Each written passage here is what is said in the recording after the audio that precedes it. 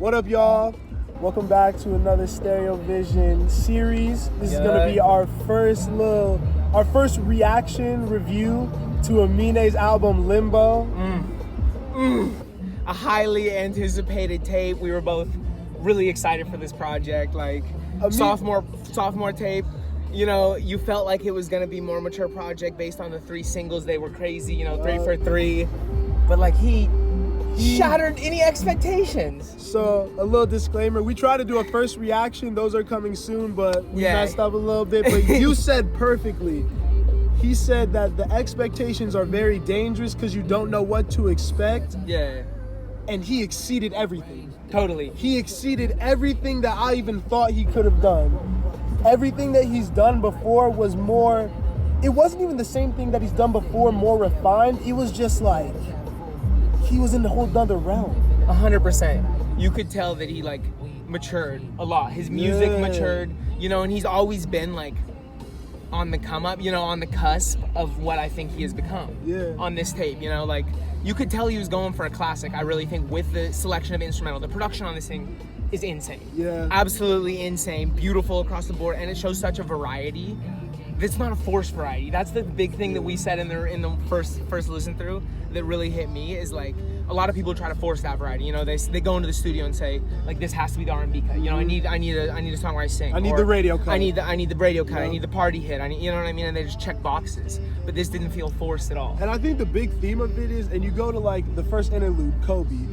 I thought that was gonna be a song going into it, just seeing the track, and I think it was really strategic how he took that as a moment just to talk about what Kobe did for him and his passing. You know, because while Kobe did so much for all of us while he was here, was inspirational, his passing almost did something that it made us grow up, like he says. And I think that that's a whole theme throughout this entire project is maturity, maturation, and that's why I think that you can't even say he's doing things that he's done before, because he's almost putting himself in a new space that he knows he can occupy. He says, I'm gonna step up to the plate. Yeah. You know, I want this pressure. I know I have these tools, I've done it. Yeah. This is the big leagues now, you know, I'm ready to go to bat. Yeah. He knows he's the one, frankly. And like, I'm gonna say like, off first listen, this is definitely my album of the year. For sure. I think I'm probably there too. I need to run it a little bit more. But because like, it's you said it perfectly when you're like, yes, Freddie Gibbs, that was like damn near perfect album with Alchemist. But you said like it'd been done before, you know, you'd heard something like that. Pinata sounded like that, you know, we have other shit coming out of Griselda that like has sounded like that. Hey, let me just be real. Spencer likes to be modest. Spencer said it very perfectly earlier when he said Amine was going at this like he wanted to make a classic. And that is 100%. You could tell that he was aiming and obviously, like, this is a first listen reaction, but I really could firmly say that I think that's what he did. Because he checked every single box you need to in his own way. It wasn't formulaic. It wasn't something that we've heard before. This is his own Adam Amine Daniel sound. And that's why I think it's so cool, and that's why someone like him, it almost sounds like he expected it, you know? Because when you see his earlier interviews, he says, I want to own everything I do. I want to direct my music videos. I want people to know that I want the spotlight. I want the smoke, you know? I have this ability, like... And that's kind of when you thought he might have been the one. Yeah. You know what I mean? And then he goes out and he shows it. You know, he's shown it before in flashes. You know what I mean? In flashes, for sure. This is the whole project. This is the whole season, you know? And it felt so good. Some of the outros on that thing, you just sat back and you're like... Nothing has felt this good. Yeah. Nothing has just really like felt 100% this good in a minute. You know, it's crazy. And also just like the fact that he was so genuine with all of his emotions, it felt raw. Yeah. Like when he was talking about his mom on Mama, that was raw emotion. That is genuinely how you, like, if you're asking someone how do you feel about your mother in the most honest way. I love when right when that song finished, you're just on your phone for a second. You're like, yeah, had to send that to my mom. Yeah, had to send that to my mom because it's perfectly. He really put it in a box, put a ribbon on it. This is exactly what I would want to say to my mom. You know, it was. Oh, he speaks so well and so relatably and like, but so artistically that keeps it makes it interesting the whole time. You know, it was so the creativity was on 10. This doesn't sound like any other project this year.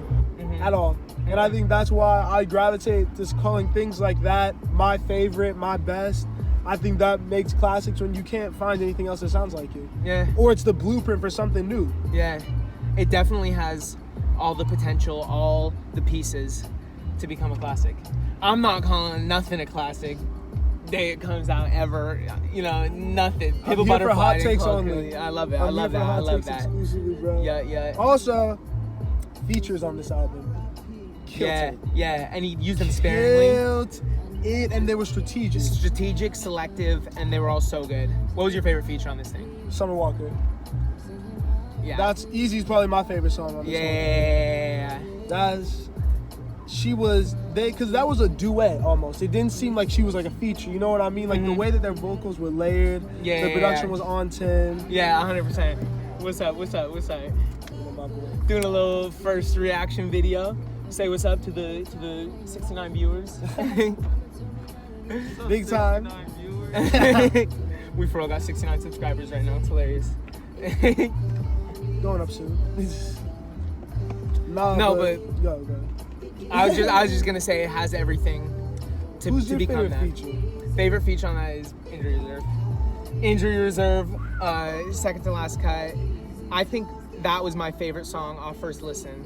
Or the outro. Shout out Grogs, R.I.P. bro. R.I.P. Grogs, yeah. Amine and Injury Reserve have a history of collaborating together. We were talking about this earlier. They have 2 other songs that Grogs actually didn't feature on.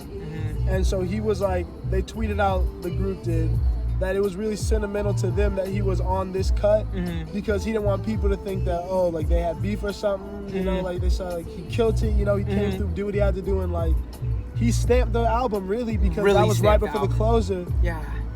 Oh, wow. 10 out of 10 experience. 10 out of 10. Gotta listen to it. If you haven't tapped in, stop the video right now and go listen to this tap shit, into it's Amine. So good. It's so good. Tap into Amine, tap into Good For You, tap into 1.5, and more importantly, tap into Stereo Vision. Tap into Stereo Vision. Like, subscribe, share the video, please. Yup. And we'll see you coming soon. More Hopefully content. we'll get our reaction video right next reactions coming soon. Yeah. All right. Peace. Fuck, you know I'm hailing from that rip city. Get busy, if I die, roll out the yellow carpet. If you fuck with me, yellow roses in the sky. Pass the rock a yellow tie. Choir make my mama